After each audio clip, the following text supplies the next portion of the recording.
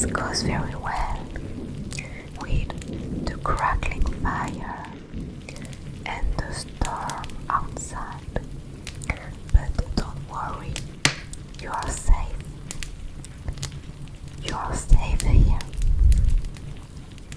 So sit back and relax and listen to the stories. And I hope you won't get too scared.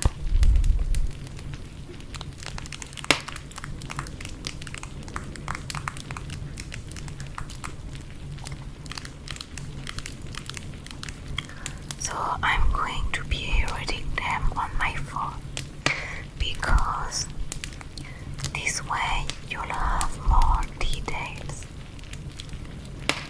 about the stories, okay? So let's start with an easy one, not too scary, so we can get warmed up. So the story is called The Red Ribbon. The Red Ribbon. Red Ribbon. Once a young man fell for a lovely young woman and asked her to marry him. There was only one problem. The woman always wore an ugly red ribbon around her neck. It drove the young man crazy. After the woman said yes, her fiancé asked, "Why do you always wear that ribbon?" To which the woman replied, "You know, I can never take off my red ribbon." The couple married and the woman wore the red ribbon at the wedding. Once again, her husband asked, "Why must you wear that ribbon?" As usual, she answered, "I can't take it off." Years passed, and one day the wife told her husband that she was pregnant, which excited him very much.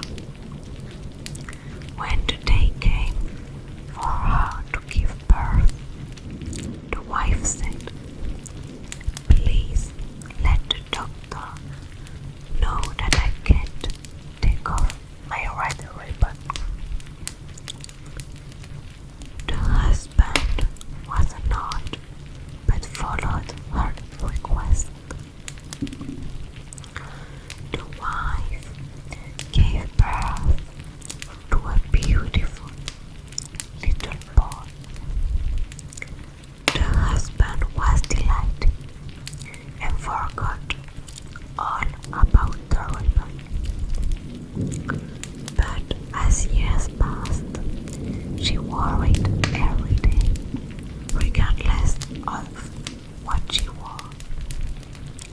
One day, the husband came up with an idea to get rid of the ribbon.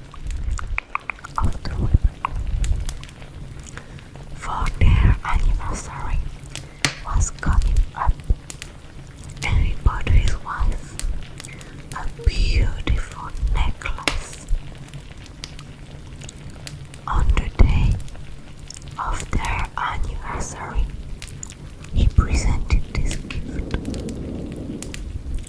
to his wife and started to remove the ribbon from her neck, but she cried out, "No, I must never take off my red ribbon."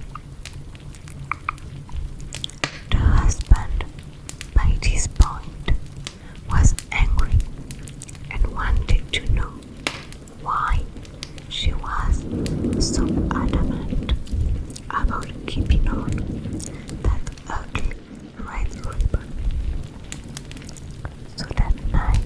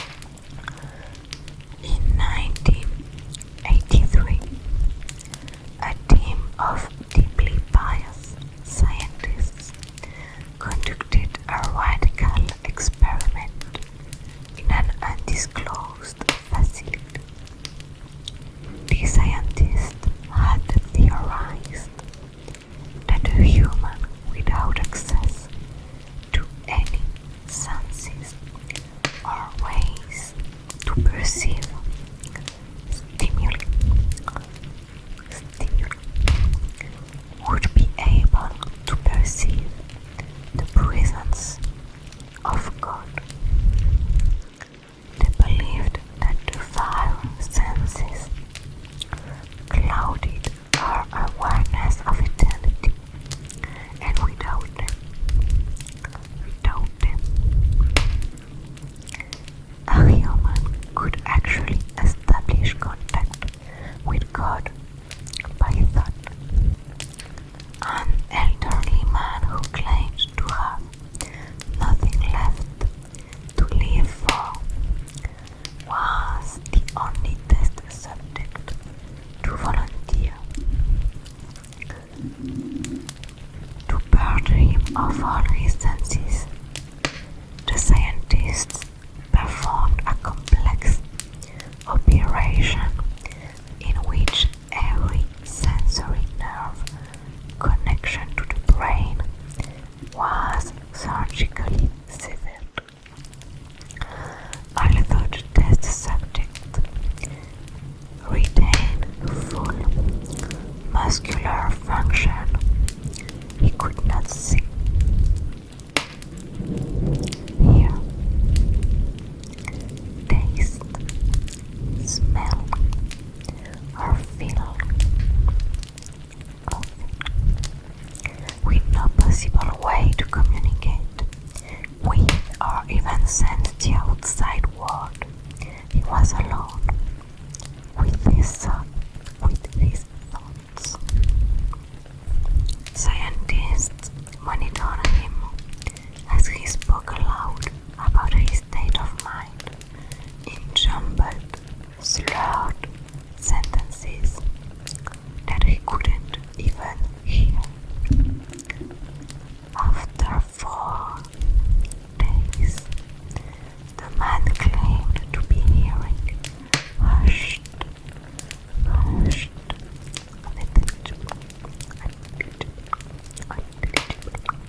voices in his head. Assuming it was an onset of his psychosis, the scientist paid little attention to the man's concerns. 2 days later, the man cried that he could hear his dead wife speaking with him, and even more, he could communicate back. The scientists were intrigued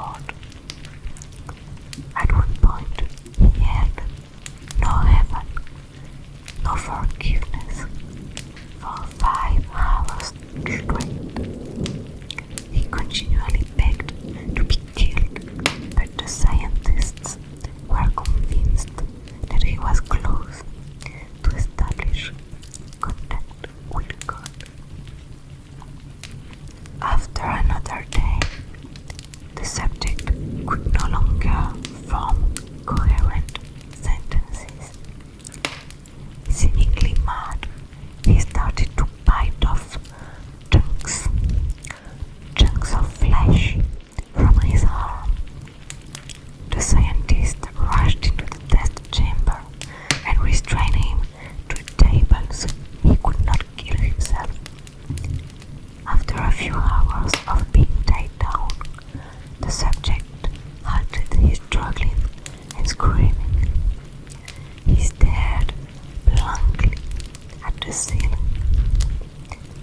as teardrops silently streaked across his face. For 2 weeks, the subject had to be manually rehydrated due to the constant crying. Eventually, he turned his head and, despite his blindness, made focused eye contact with the scientist. For the first time in the study, he whispered, "I have spoken with God, and He has abandoned us." And his vital signs stopped. There was no apparent cause of death. So that was the second story, quite different from the first one. And the last one is my favorite, and I find it very creepy and unsettling. It's called The Smiling Man. The Smiling Man. About 5 years ago, I lived downtown in a major city in the US. I've always been a night person, so I would often find myself bored after my roommate, who was decidedly not a night person, went to sleep.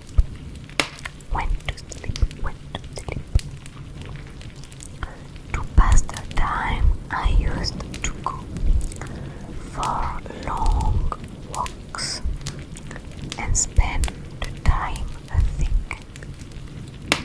I spent 4 years like that, walking alone at night, and never once had a reason to feel afraid. I always used to joke with my roommate that even the drug dealers in the city were polite. But all of that changed in just a few minutes of one evening. It was a Wednesday, somewhere between 1 and 2 in the morning, and I was walking near a police patrol park, quite a ways from my apartment. It was a quiet night, even for a weeknight, with very little traffic and almost no one on foot. The park, as it was most nights, was completely empty.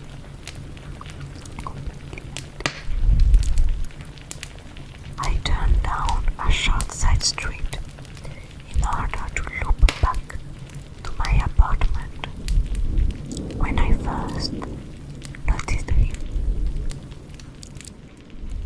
At the end of the street, on my side, was the silhouette of a man dancing.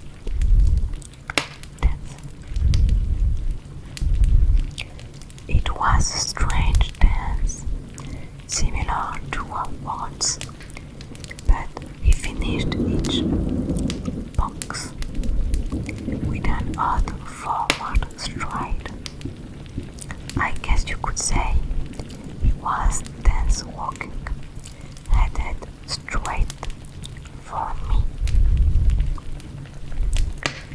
Deciding he was probably drunk, I stepped as close as I could to the road to give him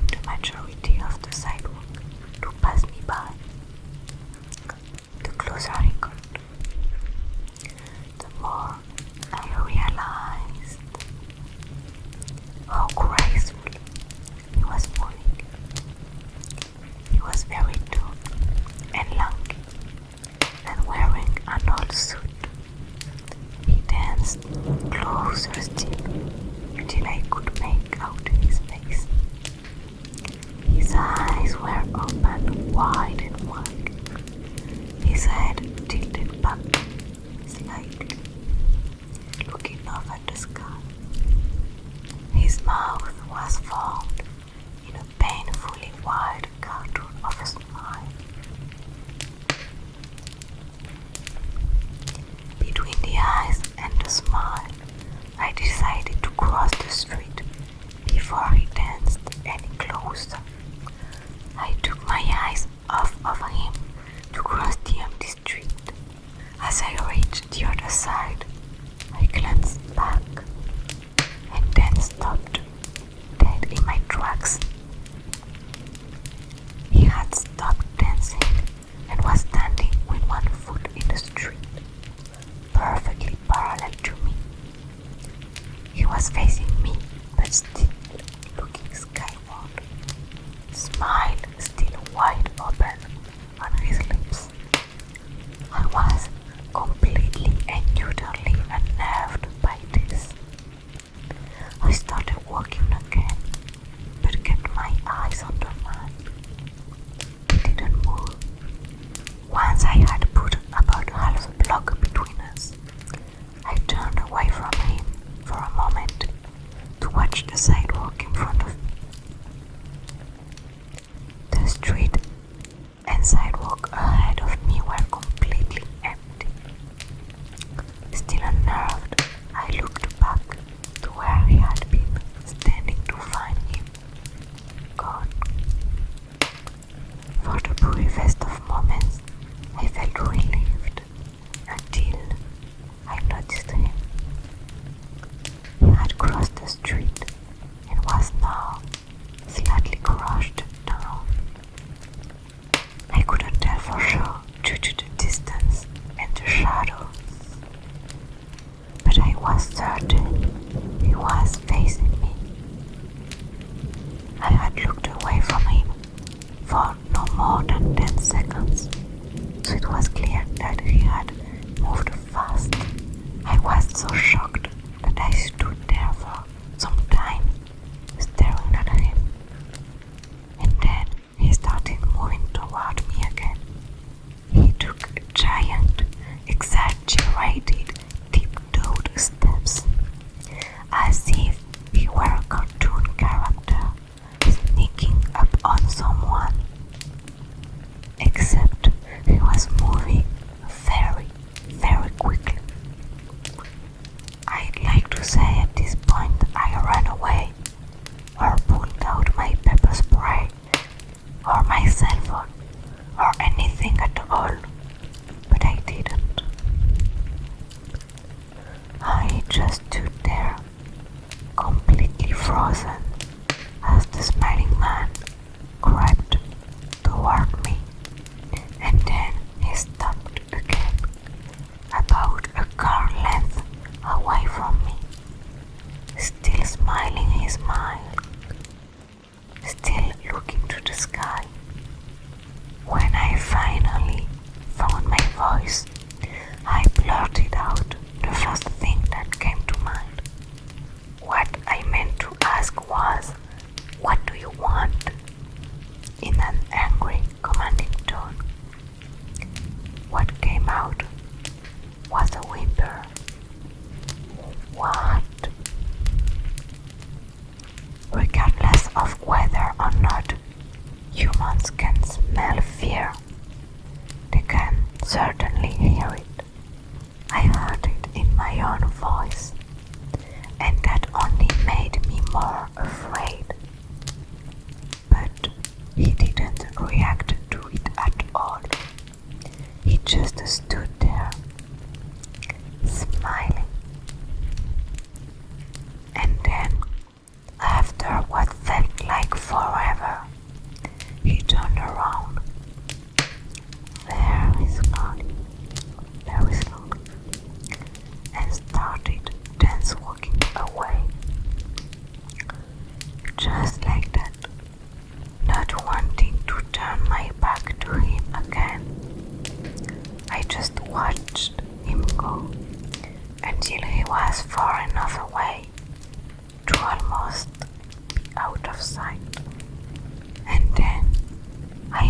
realized something.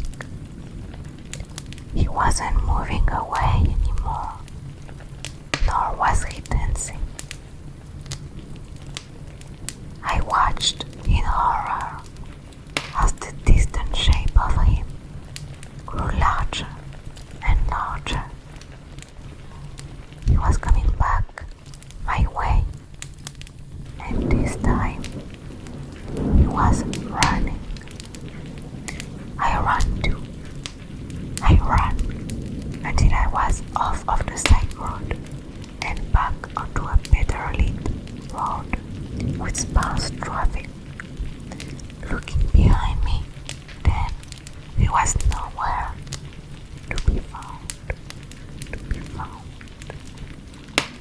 The rest of the way home, I kept glancing over my shoulder, always expecting to see his stupid smile, but he was never there.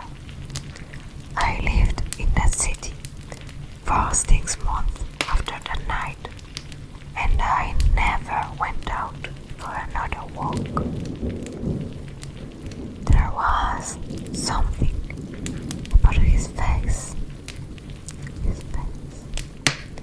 that always haunted me. He didn't look drunk. He didn't look high. He looked completely and utterly insane. And that's a very, very scary thing to see. Okay guys, so that was the last story, and it makes me very uneasy, very scary, this one. And actually they made a short movie about that. I think it's called The Smiling Man, and you can go see it on YouTube, and it's very scary. It's very good. So guys, I hope that you liked this little video for Halloween, and I hope you have a very good night, a very scary night, very scary but very good, and I'll see you next time.